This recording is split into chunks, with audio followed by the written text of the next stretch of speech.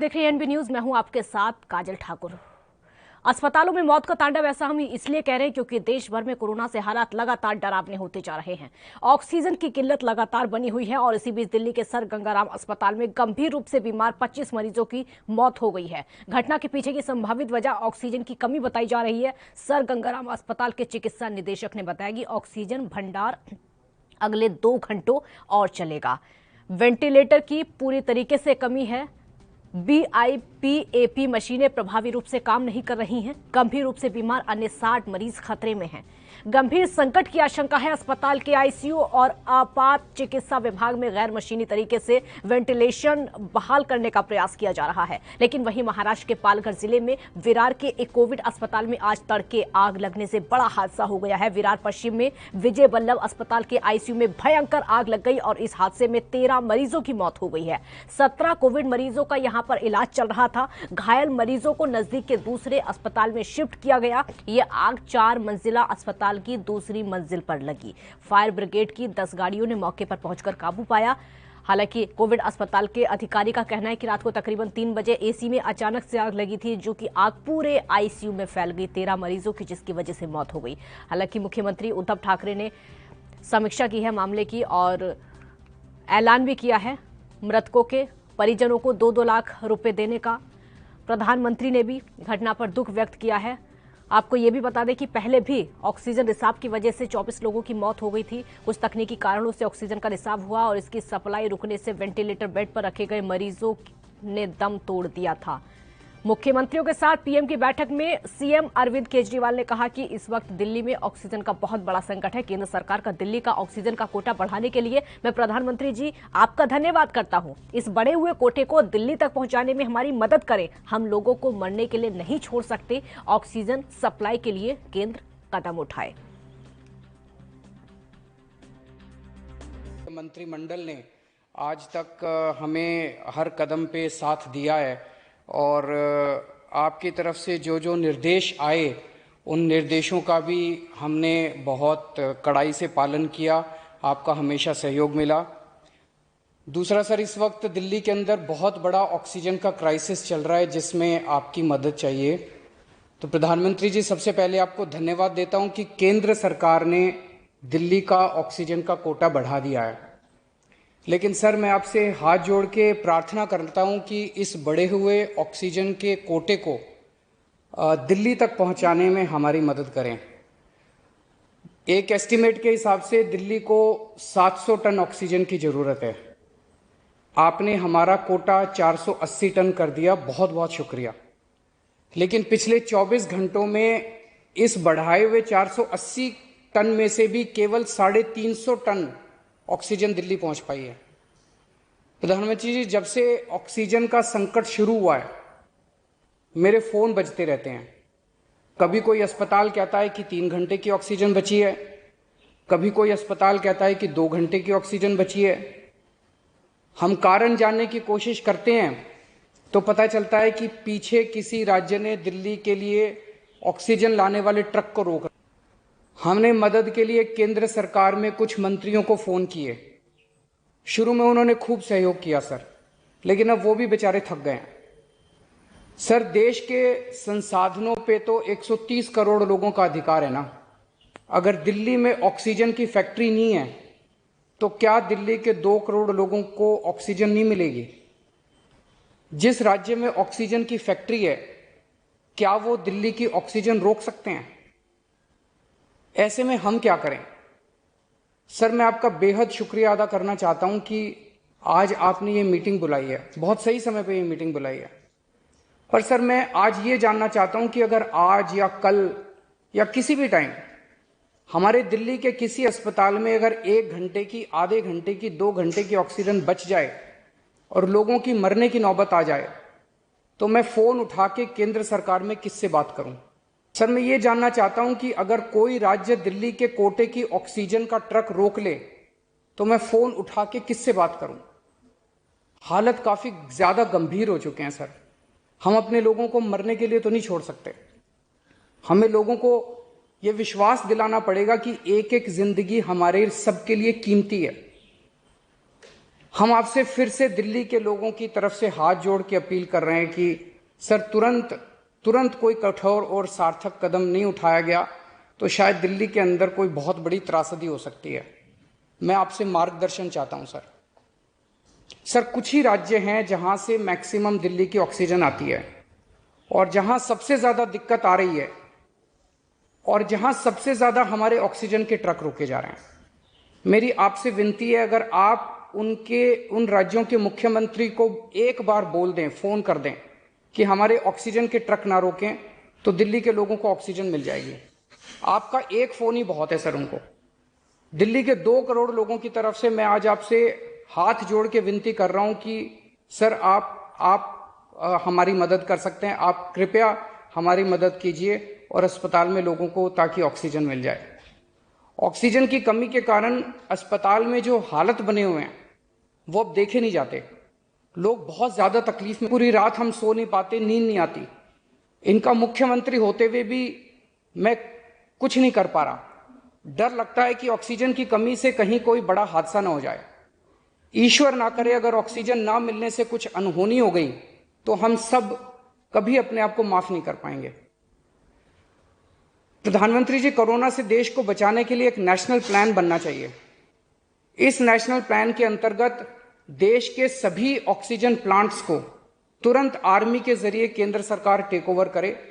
Oxygen plants से निकलने वाले हर ट्रक के साथ एक आर्मी का एस्कॉर्ट व्हीकल रहेगा, तो कोई उस ट्रक को फिर आगे रोक नहीं पाएगा। सर, दिल्ली का जो ऑक्सीजन का कोटा आपने बढ़ाया, हम उसके बड़े शुक्रगुजार हैं, लेकिन उसमें लगभग 100 टन ऑक्सीजन उड़ीसा और वेस्ट बंगाल से आनी है। हम परसों से, जब से कोटा बढ़ा है, हम कोशिश कर रहे हैं उस ऑक्सीजन को दिल्ली लाने की। मेरा आपसे निवेदन है कि यहां से ऑक्सीजन अगर हो सके तो हमें हवाई जहाज से उपलब्ध करवाई जाए, और नहीं तो जैसा अभी बताया गया, आपका आइडिया है ऑक्सीजन एक्सप्रेस शुरू करने का, वो ऑक्सीजन एक्सप्रेस शुरू करके वेस्ट बंगाल और उड़ीसा से हमें ऑक्सीजन दिलवाई जाए। आइडिया नहीं, ऑलरेडी चल रहा है। सर, दिल्ली तक नहीं पहुंच पा रही, हमारी दिल्ली तक नहीं आ रहा। उसमें अगर हमें दिल्ली के लिए भी कॉरिडोर मिल जाए तो आपकी बड़ी मेहरबानी होगी सर। आपने 2-3 जगह तो कर दिया सर, आपके इंटरवेंशन से मुझे पता चला। एक दिल्ली के लिए और करा दीजिए सर, यहाँ की हमारी 100 टन ऑक्सीजन उधर से आनी है। प्रधानमंत्री जी, हमारे देश के वैज्ञानिकों ने इतने कम समय में जो वैक्सीन बनाई है, इसके लिए हमारे वैज्ञानिक साधुवाद के पात्र हैं। आपने इसमें जो प्रयास किए, आपका बहुत बहुत शुक्रिया। अब हम सब लोगों को मिलकर कम से कम समय में अपने नागरिकों को ये वैक्सीन लगवानी चाहिए। इसमें केंद्र और राज्य सभी सरकारों को हमको मिलकर काम करना है। अभी सर, केंद्र सरकार ने आदेश जारी किए हैं कि 1 मई से राज्य सरकारें सीधे कोरोना वैक्सीन। आरती यादव जो कि चिकित्सक हैं जुड़ चुकी हैं। डॉक्टर आरती, बहुत स्वागत है आपका एएनबी न्यूज पर। देखिए, ये बिल्कुल सही बात है कि जिस तरीके से कोरोना का संक्रमण बढ़ रहा है, ये बहुत बड़ा एक चिंता का विषय बनता जा रहा है। लेकिन मैं सभी लोगों से ये कहना चाहती हूँ कि आप लोग पैनिक मत होइए, क्योंकि हर एक इंसान को हॉस्पिटल की जरूरत नहीं है। कुछ चीजें घर से भी ठीक की जा सकती हैं। सिम्टम्स जो भी होते हैं, जैसे गला खराब होना, बुखार आना, खांसी, जुकाम, सिर में दर्द, लूज मोशन होना, लॉस ऑफ स्मेल, ये सारे जो सिम्टम्स हैं आपके, ये या फिर ये माइल्ड या फिर एसिम्प्टोमेटिक जो लोग हैं, वो अपने आप को होम आइसोलेशन कर सकते हैं।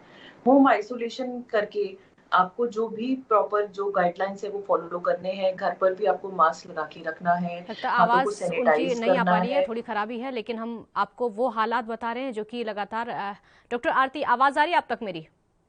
जी, आपकी आवाज आ रही है? आपकी आवाज नहीं आ पा रही है, हम एक बार फिर से कनेक्ट करेंगे। लेकिन हालात बहुत ज्यादा खराब हैं, जो कि तस्वीरें भी हम आपको लगातार दिखा रहे हैं। 13 मरीजों की मौत आग के तांडव की वजह से मुंबई में हुई है, और दिल्ली की अगर बात करें तो यहां पर 25 लोगों की मौत हो चुकी है।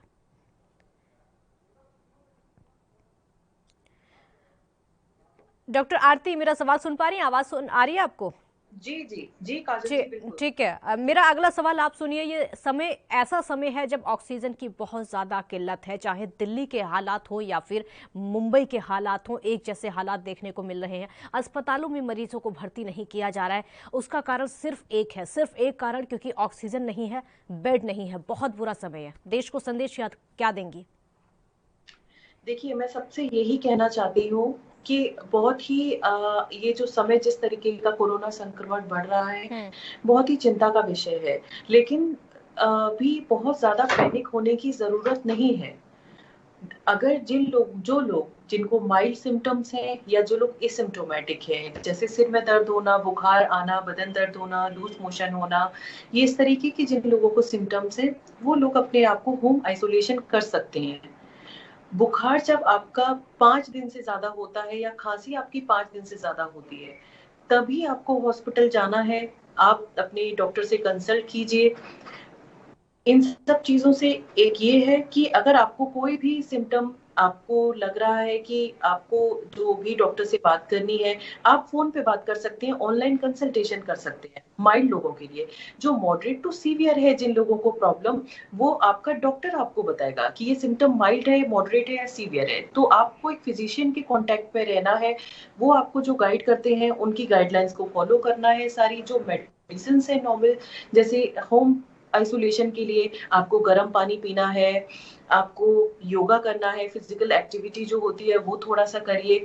बीटाडीन गार्गल्स आप लोग कर सकते हैं। एक पल्स ऑक्सीमीटर होता है जो अभी फ्रीली अवेलेबल है हर जगह पे, आप उससे अपना ऑक्सीजन सैचुरेशन का लेवल मॉनिटर कर सकते हैं।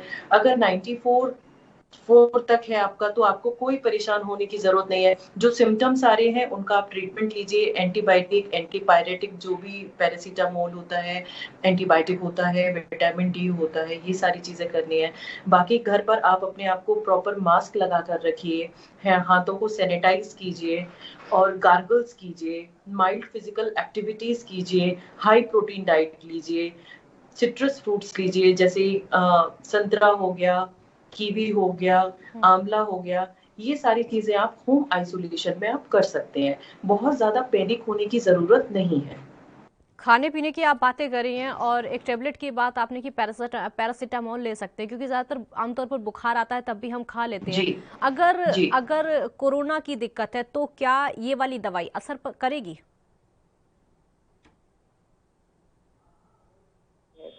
काजल जी कि माइल्ड, मॉडरेट, सीवियर, इन 3 कैटेगरी में पेशेंट को डिवाइड किया जाता है।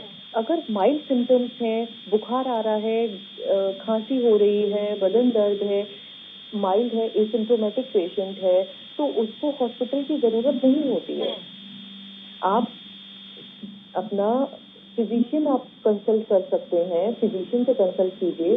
वो आपको जो भी बताते हैं, एंटीबायोटिक, पैरासीटामोल, डेफिनेटली बुखार में paracetamol he is the safest drug जिसको हम दे सकते हैं। इससे कोई साइड इफेक्ट्स नहीं होते हैं। आप इसको एक टेम्परेचर अगर आपका मोर देन 100 जा रहा है तो आप इसको सुबह दोपहर शाम 3 बार ले सकते हैं, इसका कोई नुकसान नहीं है।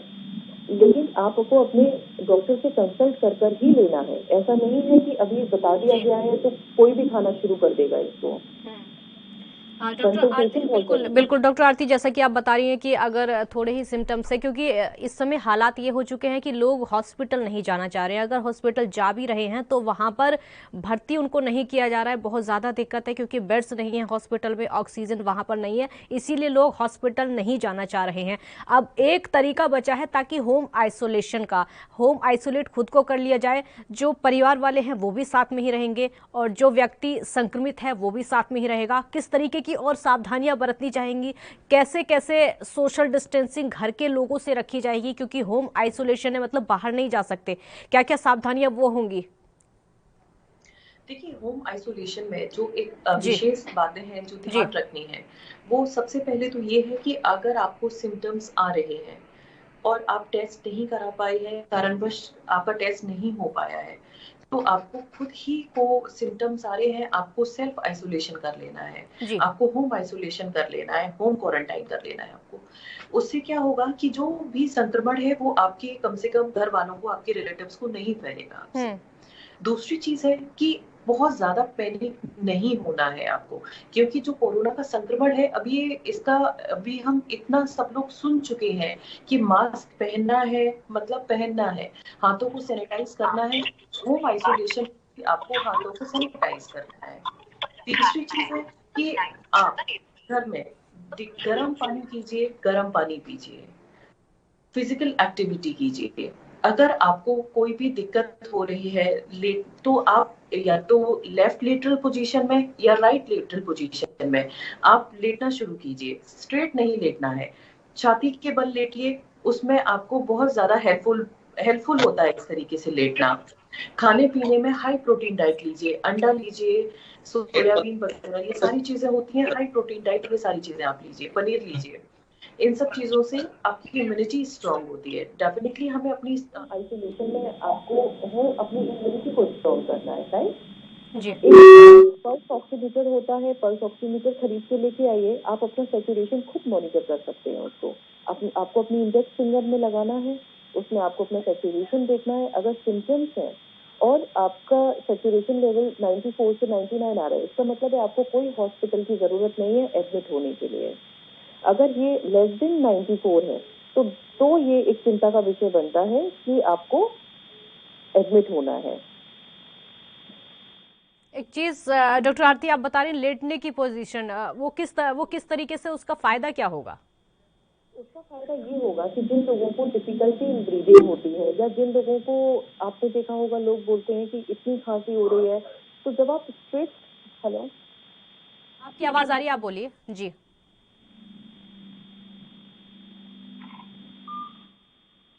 लगता संपर्क उनसे नहीं हो पा रहा है, लेकिन जिस तरीके के जो विकल्प हैं डॉक्टर्स बता रहे हैं, जैसे उपचार हैं डॉक्टर्स बता रहे हैं। डॉक्टर आरती, आवाज सुन पा रही मेरी? बोलिए आप, ये मेरे इसी सवाल का आप जवाब दीजिए। लेटने की जो पोजीशन आप बता रही थी कैसे प्रभावी होंगी और किस तरीके का असर इनका होने वाला है? इस तरीके का असर होता है कि जब भी हम स्ट्रेट लेटते हैं या हम सीधा लेटते हैं, बिल्कुल फेस को एकदम ऊपर करके लेटते हैं जब हम लोग, तो जो डायफ्राम होता है तो डेफिनेटली वो एक्सटेंडेड हो जाता है। उसकी वजह से क्या होता है कि हम लोगों को प्रॉब्लम शुरू होती है। अभी जो खांसी आता है, बुखार आता है, या फिर हमें लूज मोशन हो रहा है, ये सारी चीजें होती है। जब हम उसको लेफ्ट लेटरल पोजीशन में अगर हम लेटेंगे, मतलब या तो बाईं हाथ की करवट से लेटें या हम दाहिने हाथ की करवट से लेटें, तो उसमें जो डायफ्राम है उसका जो एक मेजर रोल होता है हमारी बॉडी में, उसका वो इफेक्टिव होगा बहुत ज्यादा। हमें सांस लेने में जो हमारे लंग्स हैं उन लंग्स का एक बहुत बड़ा काम होता है, ब्रीदिंग डिफिकल्टी हो या कुछ भी हो उसमें। तो जब हम करवट लेके लेटते हैं तो हमें सांस ढंग से आती है, हमारी जो सांस की नली होती है वहां से हमें सांस बहुत ढंग से आती है। या फिर हम जो छाती के बल लेटेंगे अगर, तो उससे भी हमें सांस लेने में बहुत हेल्पफुल होगा। ये सबके लिए नहीं है, ये उन लोगों के लिए है जिनको थोड़ा सांस लेने में तकलीफ हो रही है, या उन लोगों को कि जो लेटते हैं और उनको सांस नहीं आ पा रहा है। ये जो आप बता रही हैं ये कोरोना मरीजों पर भी लागू होता है? अगर कोई कोरोना संक्रमित है तो क्या उस पर भी लागू होता है? अगर उसका ट्रीटमेंट भी चल रहा है तो क्या तब भी किया जा सकता है? बिल्कुल, ट्रीटमेंट के साथ में देखिए, अभी ये चीज बार बार हम यही चीज रिपीट कर रहे हैं, ट्रीटमेंट के साथ में आपको गाइडलाइन भी फॉलो करनी है। आपको होम रेमेडीज जो हम बोलते हैं कि दूध में वो हल्दी डाल के पीना है, गुनगुना पानी पीना है, या फिर नींबू वाला पानी हमें लेना है, ये सारी चीजें आपको करनी है। ट्रीटमेंट के साथ में ये सारी चीजें करनी है और ये बहुत हेल्प करती है। सांस की आप बात करें, सांस लेने में दिक्कत हो रही है, आजकल देखने को मिल रहा है ज्यादातर जो पेशेंट है कोरोना के उनको सांस लेने में दिक्कत हो रही है, ऑक्सीजन की जरूरत उनको पड़ रही है, और यही वजह है कि हमारे देश में बहुत ज्यादा ऑक्सीजन की भी किल्लत हो गई है। सांस की सबसे ज्यादा उनको दिक्कत हो रही है, क्या इसके पीछे की वजह आपको लग रही है और इसके लिए और क्या करना चाहिए अगर कोई घरेलू उपचार हो सके तो, जो कि ट्रीटमेंट से अलग लोग कर सके? देखिए, एक तो आपको लंग्स एक्सरसाइज करनी है। लंग्स एक्सरसाइज से होता है कि डीप ब्रेथ एक्सरसाइज होती है, सांस लंबी लेना है, छोड़ना है, सांस लंबी लेना है, ये लंग्स की एक्सरसाइज होती है। ये बहुत ज्यादा मदद करेगी जिन लोगों को इस तरीके की प्रॉब्लम हो रही है। दूसरी चीज है गर्म पानी। गर्म पानी सबको पीना है। अभी कुछ लोगों की हैबिट में था कि सिर्फ मॉर्निंग में हम लोग गर्म पानी पीते थे, दोपहर में या रात में नहीं। आपने दोपहर का खाना खाया है, आपको गुनगुना पानी पीना है। आप रात में जब सोने जा रहे हैं तो ये आप अपनी हैबिट में डाल लीजिए कि आपको स्टीम इनहेलेशन करना है, मतलब भाप लेनी है घर में।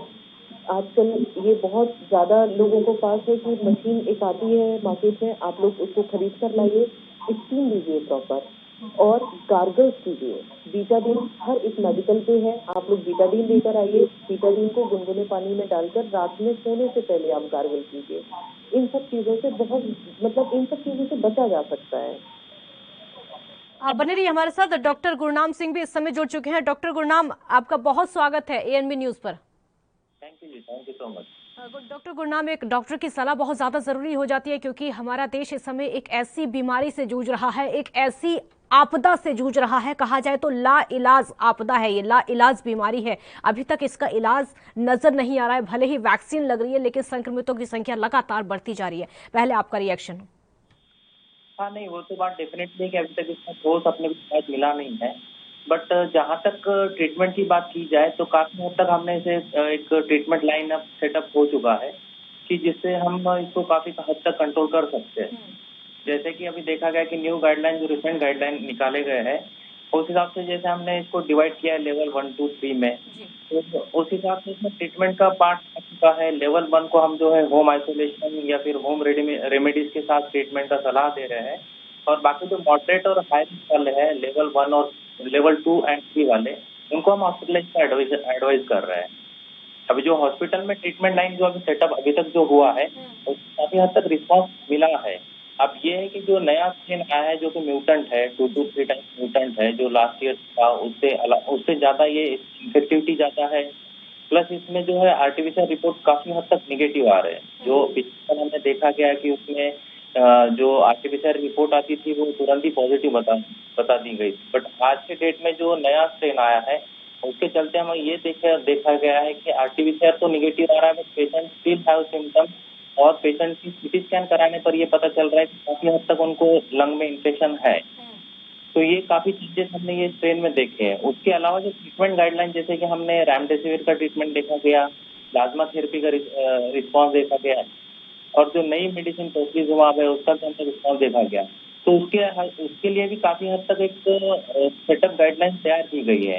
हाँ, हालांकि कोई ऐसी मेडिसिन नहीं है कि जो एंटी कोरोना काम करे या सिर्फ कोरोना के लिए काम करे। ये ओवरऑल एंटीवायरल ड्रग है, एंटीवायरल ट्रीटमेंट है, जो कि हर फ्लू वायरस जो ये फैमिली का है उसके लिए जो जनरल ट्रीटमेंट होती है वही ट्रीटमेंट इसके लिए भी चला रहे हैं। तो इसको जब हमें सिर्फ यही करना है, जनरल पॉपुलेशन को यही याद रखना है कि हम अपने आप को जब सिम्टम्स आए या एक्सपोजर हो तो हम अपने आप को सही सलाह, सही ट्रीटमेंट गाइडलाइन में चलें और जल्द से जल्द इसको डायग्नोज किया जाए कि हम कौन से हद तक हमारा ट्रीटमेंट हो सकता है, कौन से कैटेगरी में हम फॉल कर रहे हैं, ये देखना बहुत जरूरी है। लेवल 1 के पेशेंट को यह देखना जरूरी है कि भाई वो लेवल 2 और 3 पर ना जाए, बल्कि लेवल 1 से ट्रीटमेंट अपना करवाकर क्योर होकर घर पर रहे, सावधान रहे, सुरक्षित रहे। बाकी लेवल 2 और 3 वाले पेशेंट में काफी हद तक ये देखा गया कि लोग आज के डेट में परेशान है, जाने से डर रहे, घबरा रहे हैं, और हॉस्पिटल में भी बहुत ज्यादा देखा गया कि कमी है और बहुत सारी चीजें हैं ऑक्सीजन को लेकर, और बहुत सारे सवाल लोगों के मन में है। तो मैं तो लोगों से यही अपील करना चाहूंगा कि आप अपने नजदीकी अस्पताल में जाकर तुरंत ही अपना इलाज शुरू कर दीजिए। अगर आप लेवल 1 में करते हो तो आप होम आइसोलेशन में ही अपना ट्रीटमेंट चलाएं। जो डॉक्टर आपको एडवाइस करेंगे होम आइसोलेशन में, जैसे कि डॉक्टर आरती ने अच्छे से बताया है, वो आपको सब कुछ होम आइसोलेशन में करना होगा। अब लेवल 2 और लेवल 3 जब आप डायग्नोज होते हो तो आपको हॉस्पिटलाइज करना ही है और उसके लिए आपको ट्रीटमेंट चलाना ही है। बाकी जो गाइडलाइन आई है और जो नए गाइडलाइन के हिसाब से ट्रीटमेंट चल रही है उस हिसाब से काफी हद तक रिस्पॉन्स देखा गया है। ये जरूर न्यूज में बताया जा रहा है कि कितने पेशेंट हमारे इन्फेक्ट हो रहे हैं, but at the same time हमको रिकवरी रेट भी देखना है। पेशेंट जितने रिकवर करके निकल रहे हैं उन्हें भी देखना बहुत जरूरी है। और जो वैक्सीनेशन हुआ है, उसके जो वैक्सीनेशन कवर किया गया है, से जो मूवमेंट चलाया गया है, उससे काफी हद तक ये देखा गया कि जो वैक्सीनेटेड लोग हैं उनमें जो सीवियरिटी होती है, या आईसीयू की रिक्वायरमेंट होती है या ऑक्सीजन की रिक्वायरमेंट जो होती है, वो काफी हद तक कम हो गई। तो ऐसे नहीं है कि हम कोरोना में कुछ अभी तक हासिल नहीं कर पाए या एकदम से नाइलाज हो, मतलब काफी हद तक इलाज अपने पास अवेलेबल है। सिर्फ लोगों को जागरूक होना जरूरी है और उनको सावधानी बरतना बहुत जरूरी है, क्योंकि गवर्नमेंट अब सारे मेजर्स ले चुके हैं, डॉक्टर्स हैं सारे मेजर्स ले चुके हैं, जो भी हायर अथॉरिटी है उसने सारे मेजर्स ले चुके हैं। अब अल्टीमेटली ये हर एक जिम्मेदार नागरिक पर डिपेंड करता है कि रिस्पॉन्सिबिलिटी अपना बिहेवियर रखते हैं, कैसे सोशल डिस्टेंसिंग मेंटेन करते हैं, मास्क का यूज कैसे करते हैं, सैनिटाइजर का यूज कैसे करते हैं। तो ये बहुत सारी चीजें हैं जिसके चलते हम कोरोना को डिफीट कर सकते हैं, और इतना डिफिकल्ट भी नहीं है और आसान भी नहीं है। मैं कह सकता हूँ कि ये इंटरमीडिएट सिचुएशन है, जिसमें जो लोग सावधानी बरत रहे हैं, जो लोग इसको सीरियसली समझ रहे हैं बात को, उनके लिए आसान काम है। जो लोग इसको नहीं समझ पा रहे हैं, जो लोग इसको नहीं ये कर रहे हैं, नहीं फॉलो कर रहे हैं, नजरअंदाज कर रहे हैं, ये तो डिफिकल्ट होगा ही। और जो भी पेशेंट, जो भी आज के डेट में जिसका क्लिनिकल सिनेरियो है, पिछले साल भी हम सब कुछ देखा, इस साल भी देख सकते हैं, तो जो भी मरीज सीवियर मोड में या L2 L3 लेवल पे हॉस्पिटल में आ रहे हैं, मैं कहीं नहीं देखा गया कि लेवल 1 जब उनका था तब उन्होंने कहीं ना कहीं निगलेक्ट किया, नजरअंदाज किया, उन्होंने ट्रीटमेंट फॉलो नहीं किया। ये सारी चीजें हमने सीखी गई है। तो इस वजह से भी काफी हद तक एक आराम हो सकता है अगर लोग जागरूकता बनाए रखें, अपनी जिम्मेदारी से बिहेव किए। बिल्कुल आऊंगी गुरनाम जी, आपके पास आऊंगी। डॉक्टर आरती, अगला सवाल मेरा टेस्टिंग को लेकर आपसे होगा, क्योंकि टेस्टिंग की जो बात अभी अभी हो रही थी कि एक दो बार अगर जांच की जाती, टेस्ट किया जाता है तो रिपोर्ट नेगेटिव आ जाती है, उसके अगले दिन ही रिपोर्ट पॉजिटिव भी आ जाती है। इस चीज को लेकर भी लोगों में भ्रम की स्थिति है, थोड़ा स्पष्ट लोगों को कर दीजिए ताकि उनको पता चल सके, जो कंफ्यूजन है दिमाग में वो उनका खत्म हो सके। देखिए, सबसे पहले तो मैं यही कहूंगी काजल जी कि टेस्टिंग को लेके कंफ्यूजन और दवाइयों को लेके कंफ्यूजन, ट्रीटमेंट को लेके कंफ्यूजन, ये जनता इतना कंफ्यूज ना हो, पब्लिक इतना कंफ्यूज ना हो। मैं समझ रही हूँ, सबकी परेशानी समझ रही हूँ, सब कुछ समझ रही हूँ मैं, लेकिन आप अपने डॉक्टरों पे भरोसा कीजिए। सबसे पहली चीज कि आप अपने डॉक्टर पे भरोसा कीजिए। आपके डॉक्टर जो आपको एडवाइस कर रहे हैं, जो आपको ट्रीटमेंट बता रहे हैं, आप उस पर ट्रस्ट कीजिए। टेस्टिंग का है कि किसी का एंटीजन का रिपोर्ट कराया जाता है या किसी का RT-PCR कराया जा रहा है और वो निगेटिव आ रहा है, तो हाँ 50% लोगों का ऐसा हो रहा है। अभी सब लोगों को यही मैसेज है कि अगर आपको सिम्टम्स आ रहे हैं और आपका टेस्ट निगेटिव आया हुआ है, चाहे वो एंटीजन हो या वो RT-PCR हो, आपको अपने आप को आइसोलेशन करना है, आपको अपने आप को क्वारंटीन करना है जब तक आपके सिम्टम्स जो भी हैं सबसाइड नहीं हो जाते हैं। क्योंकि देखिए, आप भी एक अच्छे नागरिक का रोल प्ले कीजिए। हर चीज में कोई भी मुद्दा या किसी के ऊपर ब्लेम गेम नहीं हमें करना है, राइट? हमें खुद को भी एक जिम्मेदार समझ के ये जिम्मेदारी लेनी है हमें कि किस तरीके से हमें इस बीमारी से बचा जा सकता है। बिल्कुल जिम्मेदारी लेनी होगी और बीमारी से बचना बहुत जरूरी है। आप दोनों का बहुत शुक्रिया हमारे साथ जुड़ने के लिए और इतनी सारी जानकारी देने के लिए, क्योंकि कोरोना काल जो चल रहा है, बचना बहुत जरूरी है। अगर आप खुद की सुरक्षा नहीं करेंगे तो दिक्कत और ज्यादा हो सकती है, क्योंकि ये वैश्विक आपदा है, ये नेचुरल आपदा है। इससे बचाव सिर्फ आप खुद ही कर सकते हैं। छोटा सा ब्रेक यहां पर लेते हैं।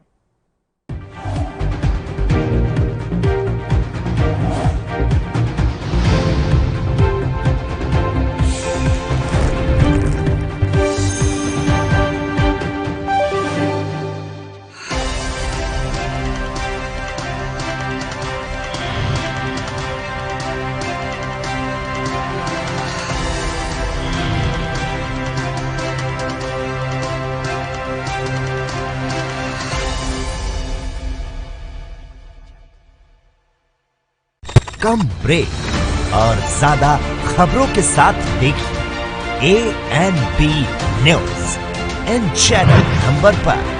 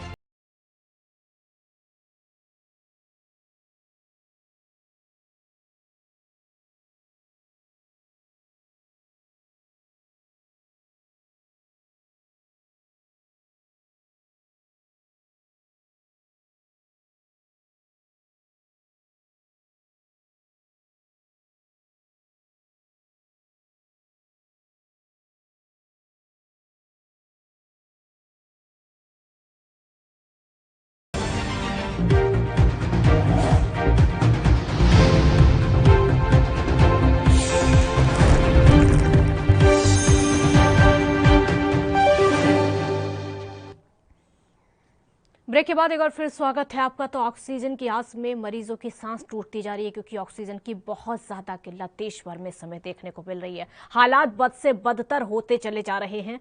ऑक्सीजन की आस है लेकिन ऑक्सीजन मिल नहीं पा रही है मरीजों को, जिसके इंतजार में अब धीरे धीरे करके मरीजों की सांसें टूटने लगी है। सभी अस्पतालों का लगभग एक जैसा हाल है, चाहे वो दिल्ली की बात हो या फिर मुंबई की बात हो, उत्तर प्रदेश की बात हो या फिर अन्य राज्यों की बात हो। जैसी तस्वीरें निकलकर सामने आ रही हैं वो डराने वाली तस्वीरें हैं, चिंता पैदा करने वाली तस्वीरें हैं। मुंबई के हालात और ज़्यादा ख़राब हम इसलिए बता रहे हैं क्योंकि वहाँ पर आज ही हॉस्पिटल के आईसीयू में आग लगने की वजह से 13 मरीजों की मौत हो गई है। 13 कोविड मरीजों की मौत हुई है। एक तरफ तो कोशिश की जा रही है कि कोविड मरीजों को बचाया जा सके, उनका इलाज किया जा सके, लेकिन दूसरी तरफ इस तरह की आपदा ही इसको कहा जाएगा कि मरीजों की जान ले रही है। एक तरफ बीमारी मरीजों की जान ले रही है, दूसरी तरफ आग मरीजों की जान ले रही है, तो वहीं तीसरी तरफ ऑक्सीजन की कमी कोविड मरीजों की जान ले रही है। अब से 2 दिन पहले की ही घटना है जब नासिक के एक हॉस्पिटल में 24 तकरीबन 22 लोगों की मौत हो गई थी। वो सिर्फ इसलिए क्योंकि ऑक्सीजन टैंक लीकेज की वजह से ये पूरा मामला हुआ था। 22 लोगों ने दम तोड़ दिया था। ऑक्सीजन की सप्लाई को आधे घंटे के लिए रोक दिया गया था और वो 22 मरीज ऐसे थे जो कि वेंटिलेटर पर थे, सिर्फ और सिर्फ ऑक्सीजन के सहारे ही अपनी सांसों को गिन रहे थे। सिर्फ और सिर्फ ऑक्सीजन ही उनके लिए एकमात्र सहारा था, उनके जीवन का, उनकी जिंदगी का। लेकिन जैसे ही आधे घंटे के लिए ऑक्सीजन की सप्लाई रुकती है, उन मरीजों की सांसें थम जाती हैं और वो हमेशा के लिए इस दुनिया से जुदा हो चुके हैं। ऐसे तमाम लोग हैं जो कि आज भी एक एक करके अपनी सांसें गिन रहे हैं। उनको इंतजार है सिर्फ ऑक्सीजन का, उनको इंतजार है सिर्फ वैक्सीन का। वेंटिलेटर लोगों को नहीं मिल पा रहे हैं क्योंकि अस्पतालों में जगह नहीं है। मरीजों की संख्या लगातार बढ़ती जा रही है। दिन ब दिन कोविड-19 के मरीज बढ़ते चले जा रहे हैं। दिल्ली के अस्पतालों में हालात ये हैं कि बेड नहीं है वहाँ पर। अस्पताल के बाहर ही जब मरीज जाते हैं, मरीजों के परिजन उनको लेकर जाते हैं, तो वहीं पर उनको मना कर दिया जाता है कि अस्पताल के अंदर मत आइए। कई अस्पताल तो ऐसे हैं जहाँ पर बाहर ही बोर्ड लिखकर टांग दिया है कि इस अस्पताल में आने की कोशिश ना करें, यहाँ पर ऑक्सीजन नहीं है। तमाम हम तस्वीरें भी आपको दिखा रहे हैं जो कि हालात लगातार निकलकर सामने आ रहे हैं। हालात एकदम चिंता पैदा करने वाले हैं। अस्पतालों में मौत का तांडव इस समय देखने को मिल रहा है। ऑक्सीजन की वजह से मरीजों की सांस टूटती जा रही है क्योंकि ऑक्सीजन उनको मिल नहीं पा रही है। ऑक्सीजन की कमी और आग की वजह से लोगों की जान जा रही है। इस समय लापरवाही बिल्कुल ना बरते, सावधानी बरतना बहुत जरूरी हो जाता है।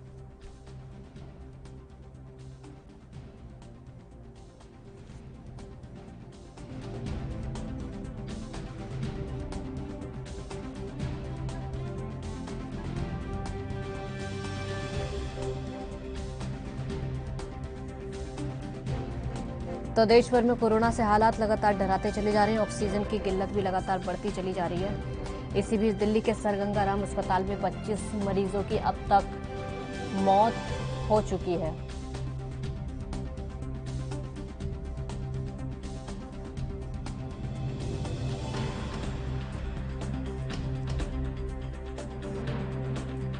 सीएम केजरीवाल ने केंद्र सरकार का धन्यवाद किया है और साफ कहा है कि आप हमें ऑक्सीजन पहुंचा रहे हैं, उसके लिए बहुत शुक्रिया आपका, क्योंकि हम मरीजों को मरते हुए अब नहीं देख सकते, मरीजों की जान जाते हुए नहीं देख सकते, अपने लोगों को मरने के लिए नहीं छोड़ सकते।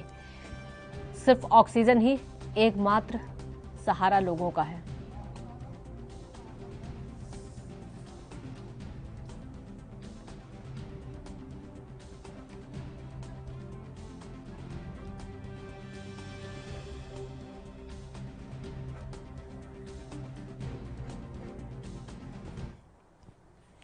चर्चा करने के लिए हमारे साथ राहुल आनंद बीजेपी का पक्ष रखेंगे। बहुत स्वागत है राहुल जी आपका।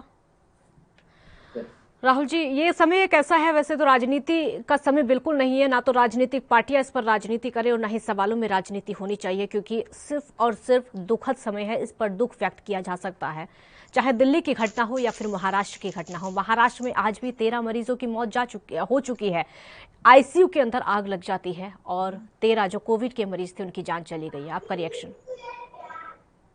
देखिए, सबसे पहली बात यह है कि मैं आपके चैनल के माध्यम से जिन मरीजों की जान गई है उसके लिए मैं खेद प्रकट करता हूं। लेकिन ये जो गलतियां होती हैं हर वक्त महाराष्ट्र में, उससे सीखना भी चाहिए कि आखिर इस प्रकार की व्यवस्था क्यों है कि हर वक्त महाराष्ट्र की हॉस्पिटल्स में आग लग जाते हैं। ये एक गंभीर समस्या है, इस पे जरूर विचार करना चाहिए और इसके ऊपर एक शिष्टाचार हमें डिबेट भी करना चाहिए, क्योंकि इससे तथ्य बाहर आते हैं कि कमियां कहाँ हैं करके। और जहां तक एक बात है कोरोना को लेकर, तो पूरा देश हमें और वैश्विक महामारी से ग्रसित है। अभी का जो समय है, आपने बिल्कुल सही बोला कि राजनीति करने का नहीं, एक दूसरे का मदद करने का है। और मदद कर ही कोरोना संक्रमण की दूसरी लहर से निपटने में भारत सफल हो सकता है। जी, हालात इतने ज्यादा खराब हो चुके हैं, चाहे वो दिल्ली की बात हो या फिर मुंबई की बात हो। केंद्र पर भी बार बार आरोप लग रहे हैं कि ऑक्सीजन उन तक नहीं पहुंच पा रही है। कुछ राज्य ऐसे हैं जो कि दिल्ली तक ऑक्सीजन नहीं पहुंचने देना चाहते हैं। ये शिकायत है दिल्ली के सीएम की।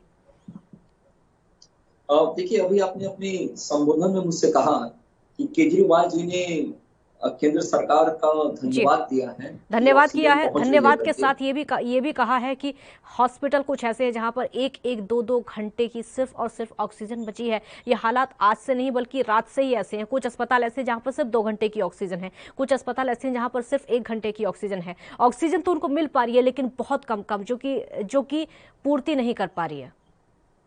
देखिए, ऑक्सीजन के बारे में अगर बात की जाए तो ऑक्सीजन की जो उपज है हमारे यहाँ, जो ऑक्सीजन की जो मात्रा है, जो खपत है, अगर उस पर हम लोग प्रकाश डालें तो 7500 टन मैट्रिक टन ऑक्सीजन का उत्पादन होता है प्रतिदिन। और जो खपत है राज्यों की जो सप्लाई की जाती है वो 6822 मैट्रिक टन की जाती है। जो एक आंकड़ा है जो मेरे पास उपलब्ध है वो दैनिक भास्कर का आंकड़ा है जो मैं आपको बता रहा हूँ। लेकिन 6785 मैट्रिक टन राज्यों को जरूरत है।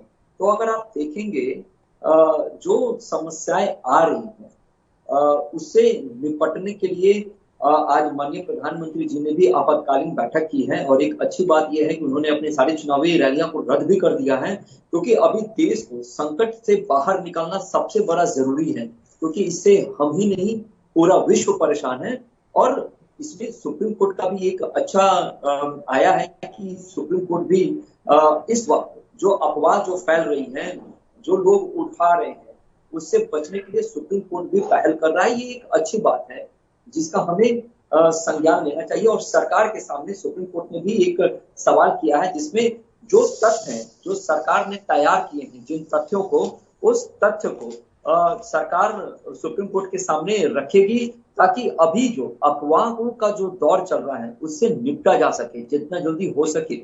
जी, हमारे साथ इस समय लखपत बटोला जो कि कांग्रेस प्रवक्ता हैं जुड़ चुके हैं। लखपत जी, बहुत स्वागत है आपका एएनबी न्यूज पर। जी नमस्कार काजल जी। लखपत जी, कांग्रेस से सवाल इसलिए क्योंकि महाराष्ट्र में गठबंधन की सरकार है और कांग्रेस वहां की गठबंधन में है। आग की घटना सिर्फ एक नहीं, पहले भी हो चुकी है। पहले भी मौत हुई थी मरीजों की और इस बार भी 13 मरीजों की मौत हुई है। 2 दिन पहले नासिक के अस्पताल में भी मरीजों की मौत हुई है। 22 मरीजों की जान चली गई थी। बहुत बड़ा सवाल सरकार पर भी खड़ा होता है। हालांकि राजनीति का समय बिल्कुल नहीं है, सिर्फ और सिर्फ समाधान का समय है। देखिए काजल जी, आपने बहुत अच्छी बात कही, लेकिन ये समझना पड़ेगा कि जो मौतें हुई वो क्यों हुई। ऑक्सीजन की कमी की वजह से हुई है। ऑक्सीजन का जो डिस्ट्रीब्यूशन किया जाता है इस देश के अंदर वो कौन करता है? केंद्र सरकार करती है। पूरा ऑक्सीजन का जो डिस्ट्रीब्यूशन राज्यों को दिया जाता है उनका कोटा तय करने के लिए केंद्र सरकार। आज जो 13 मौतें हुई हैं वो आग लगने की वजह से हुई हैं। आज से 2 दिन पहले जो 22 मौतें हुई थी वो इसलिए हुई थी क्योंकि ऑक्सीजन का टैंक लीक हुआ था। और उससे पहले जो हॉस्पिटल में आग लगी थी वो आग लगने की वजह से मौतें हुई हैं। मैंने तीनों आपको अलग अलग बताए हैं। निश्चित रूप से काजल जी, मैंने जो घटनाएं हैं वो दुखद है, लेकिन जो परिस्थितियां हैं आज आप राज्यों के हिसाब से देखा जाए तो पूरे की पूरी रिस्पॉन्सिबिलिटी जिस देश का प्रधानमंत्री ताली ताली बजाता हो, जिस देश का प्रधानमंत्री 10,000 करोड़ का जहाज खरीदता हो, ये स्वास्थ्य व्यवस्था सुधारने का काम किया जाता तो निश्चित रूप से इस तरह की घटनाएं नहीं होती। हम कोविड के इस पैंडेमिक में काल से गुजर रहे, लेकिन देश की व्यवस्थाएं आप देखो जिस तरह से बदहाल लोगों की जिंदगी के साथ खिलवाड़ करने का काम किया, लोगों में अविश्वास की भावना जागृत हो रही। मैं उत्तराखंड की बात कहना चाहता हूं कि हमारे मुख्य सचिव पिछले 10 दिन से कोरोना पॉजिटिव है, लेकिन उन्हें पता ही नहीं कि कोरोना पॉजिटिव है। सचिवालय के अंदर लगभग 40 से ज्यादा कर्मचारी कोरोना पॉजिटिव है, लेकिन कोई सुध लेने वाला नहीं। देहरादून के अंदर किसी हॉस्पिटल में ऑक्सीजन नहीं, किसी हॉस्पिटल में वैक्सीन नहीं मिल पा रही। ये स्थितियां आज जो अफरा तफरी की स्थिति बनी, इसके लिए कौन जिम्मेदार है? मैं यही पूछना चाह रहा हूँ। दिल्ली की सरकारों ने तो आरोप लगाया सीधे सीधे, जिसमें हरियाणा की सरकार और उत्तर प्रदेश की सरकार को कहा गया कि वो हमें ऑक्सीजन देने का काम नहीं, हमें ऑक्सीजन सप्लाई होने नहीं दे रही। माननीय केंद्र सरकार की जिम्मेदारी कि हवाई जहाजों के द्वारा सप्लाई की जाए, इसका प्रोटेक्शन बढ़ाया जाए, राजनीति नहीं की जा रही, लेकिन सरकार से सवाल तो पूछे जाएंगे ना। लखपत जी, मैंने सवाल आपसे पूछा था महाराष्ट्र को लेकर, महाराष्ट्र की स्थिति को लेकर मैंने सिर्फ रिएक्शन पूछा था, लेकिन आपने बीजेपी की उत्तर प्रदेश से लेकर उत्तराखंड तक बीजेपी की खामियां गिना दी। लेकिन आपसे मैंने सवाल ये नहीं पूछा था, मैंने सवाल सिर्फ महाराष्ट्र की स्थिति को लेकर पूछा था। वहां पर 2 बार अस्पतालों में आग लग चुकी है, एक बार ऑक्सीजन का टैंक लीक हो चुका है, उसकी वजह से मौत हो चुकी है कोविड मरीजों की। मैंने उस पर आपसे जवाब मांगा था। जी, मैं आपसे एक चीज कह सकता हूँ काजल जी, देखो महाराष्ट्र देश की आर्थिक राजधानी है और वहाँ पे जितने भी सबसे ज्यादा देश विदेश से लोग आने वाले, पिछली बार की जो स्थिति थी, पहली बार जो कोरोना की जो स्थिति बनी थी, वो महाराष्ट्र सरकार ने लगातार केंद्र सरकार से मदद मांगने का काम किया। जो आपने कहा जहाँ पे कोई कमी हो रही है, जिस किसी की लापरवाही से कोई बात हो रही, सरकार निश्चित रूप से कदम उठाने का काम करे, लेकिन एहतियात के तौर पे जो केंद्र सरकार को मदद की करनी चाहिए थी, एहतियात के तौर पे जो लोगों के अंदर एक विश्वास जगाना चाहिए था, लोगों के अंदर ये जो डर का माहौल है उसको दूर करने का काम किया जाना चाहिए था, वो नहीं किया जा रहा है। और ऐसा नहीं कि राज्य सरकार के हाथ में सारी की सारी स्वास्थ्य व्यवस्थाएं हैं, केंद्र सरकार भी उसके लिए जिम्मेदार है। मैंने आपसे कहा, एक उदाहरण मैंने ऑक्सीजन सप्लाई कर दिया। ऑक्सीजन सप्लाई राज्य सरकारों के हाथों में नहीं होती है, ये केंद्र सरकार तय करते हैं और इसके लिए केंद्र सरकार को निश्चित रूप से जिम्मेदारी लेनी चाहिए। जो लखपत जी, केंद्र सरकार ऑक्सीजन महाराष्ट्र तक पहुंचा रही है, वहां पर टैंक लीक हो जाता है, तो उसमें अब केंद्र क्या करेगा? अब टैंक लीक हो जाता है, सप्लाई आधे घंटे के लिए बंद हो जाती है, 22 लोगों की मौत हो जाती है, 22 से 24 लोगों की, फिर उसमें अब केंद्र क्या कर लेगा? पहले ये बताइए। देखिए काजल जी, मैं आपसे एक बात कर रहा हूँ, निश्चित रूप से जब जिस देश में ऑक्सीजन की भारी किल्लत अगर इस तरह की घटनाएं कहीं पे होती है और मानव चूक कहीं पे होती है, तो राज्य सरकार निश्चित रूप से कार्रवाई करेगी और राज्य सरकार निश्चित रूप से उस पर अपनी तरफ से जो कठोर से कठोर कार्रवाई सरकार कर सकती की जाएगी। कार्रवाई तो ना अब तक उसकी हुई है जो पहले हॉस्पिटल में आग लगी थी, जो कि मॉल के अंदर हॉस्पिटल था, उसमें कोई कार्रवाई नहीं हुई है अभी। एक मिनट पहले सुन लीजिए, फिर मैं आपका ही सवाल उनके पास लेकर जाऊंगी। ना ही कार्रवाई इसमें हुई है, 2 दिन पहले नासिक के हॉस्पिटल में ऑक्सीजन लीकेज हुआ था, ना ही उसमें कोई कार्रवाई हुई है। आज फिर से आग लगने की वजह से 13 कोविड मरीजों की मौत हुई है, कार्रवाई अभी तक नहीं हुई है। ठीक है, आऊंगी आपके पास यही सवाल लेकर। राहुल आनंद जी, पूरा ठीकरा वो केंद्र पर फोड़ देते हैं। हेलो जी राहुल जी, आवाज आ रही है मेरी? आपकी आवाज कट रही है। हाँ, मेरा सवाल यह है कि जब उनसे सवाल किया जाता है तो पूरा का पूरा ठीकरा वो केंद्र पर फोड़ देते हैं।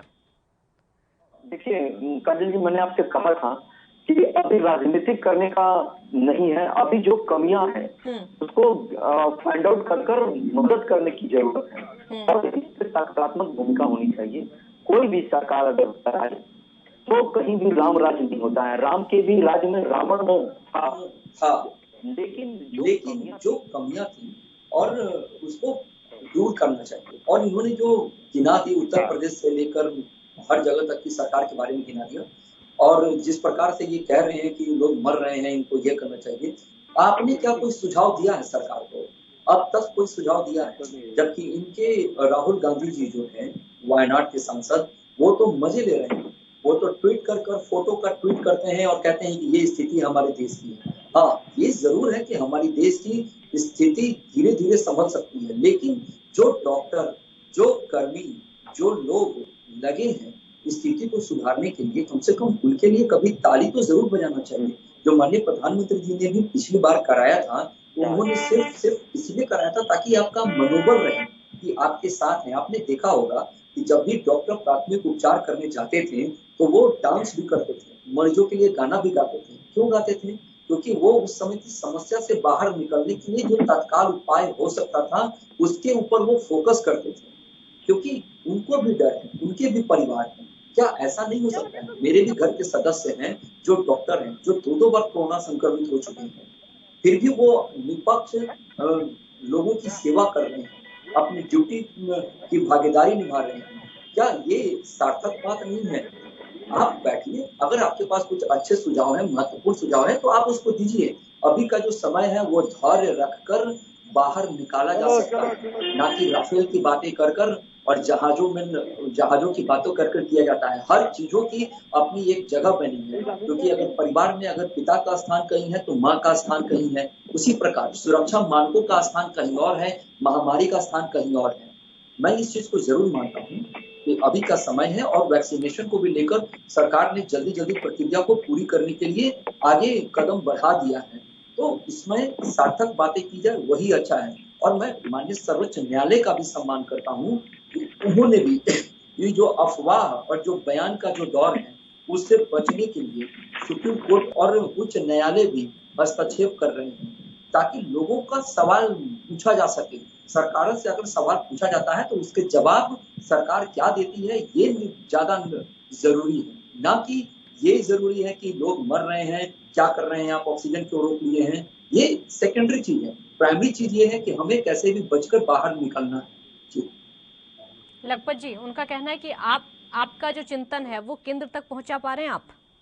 हेलो लखपत जी, आवाज सुन पा रहे हैं मेरी? जी। आपकी जो चिंता है वो केंद्र तक पहुंचा पा रहे हैं? उनका सवाल ये, अपनी चिंता केंद्र तक पहुंचाइए तभी कुछ समाधान हो पाएगा।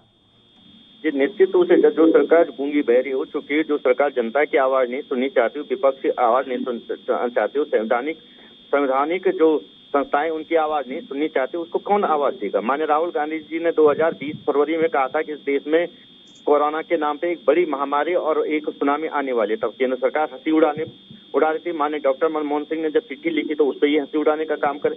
किसकी बात है सुने? सुप्रीम कोर्ट ने 4 बार इनको डायरेक्शन दे दिया, उनकी बात को नहीं माना जा रहा है। मैं ये निश्चित रूप से कह सकता हूं कि देखो, देश के प्रति चिंताएं होनी जरूरी है। आज जिस तरह से हमारे बच्चे, बुजुर्ग, माताएं, बहनें जिस तरह से अफरा तफड़ी मची हुई, मैं आपसे काजल जी एक बात कह रहा हूँ, बड़ा दुख के साथ कहना पड़ता है कि मेरे घर के सामने से आप देखो सुबह से शाम तक एम्बुलेंसों का सायरन सुनाई देते हैं।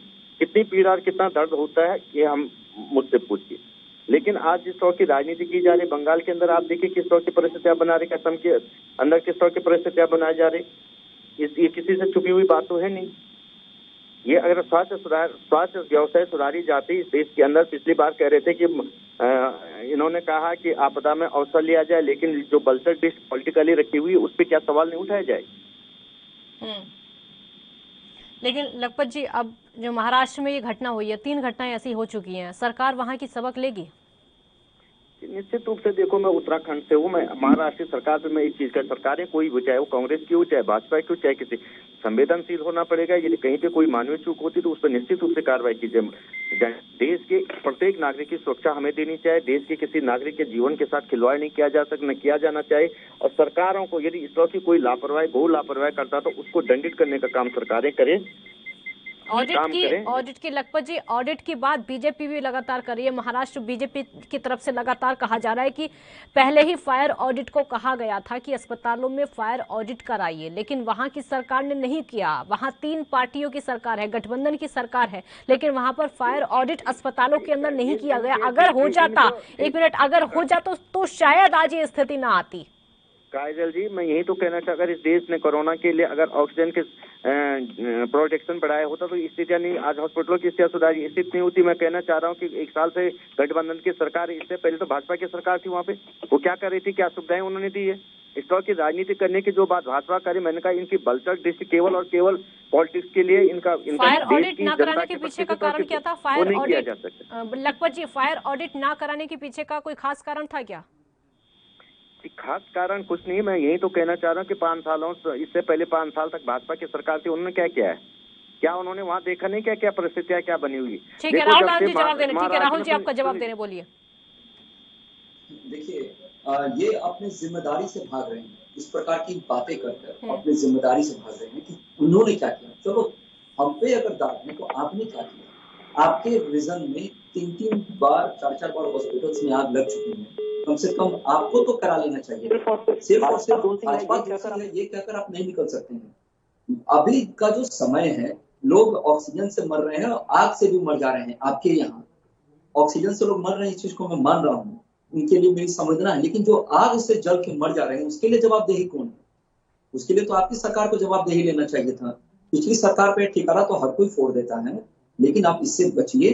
फिलहाल अभी आप एक सुझाव बताइए, अगर आपके पास हो तो, राजनीति करने के अलावा, कि ये जो महामारी है इससे कैसे निपटा जा सकता है, और जो सार्थक सुझाव है आप बताइए। सरकार अमल करेगी। सरकार तो सर्वदलीय बैठक करके महामारी से बाहर निकलने का अभियान चला रही है। आप भी अपना दीजिए, सुझाव दीजिए, लेकिन इस प्रकार की बातें ना कीजिए कि अभी ये सब बातें करना बेकार है।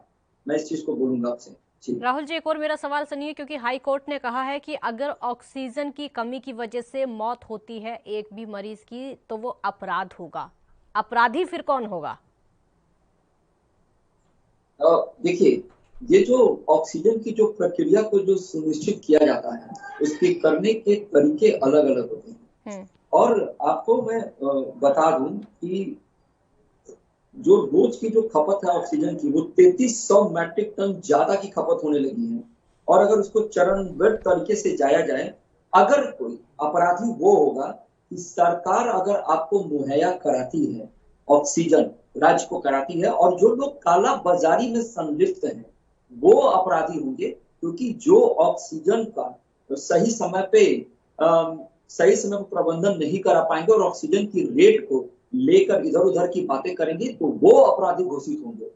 जी, लेकिन उनका पता कैसे चलेगा? अभी तक तो कालाबाजारी तो लगातार हो रही है। कालाबाजारी तो अब से नहीं, जब से ये ऑक्सीजन की किल्लत शुरू हुई है तभी से कालाबाजारी हो रही है। अभी तक कार्रवाई कहाँ हो पाई है? अगर कार्रवाई हो तो कितनी सारी ऑक्सीजन लोगों के पास निकलेगी जो कि कालाबाजारी कर चुके हैं? ये कब होगी?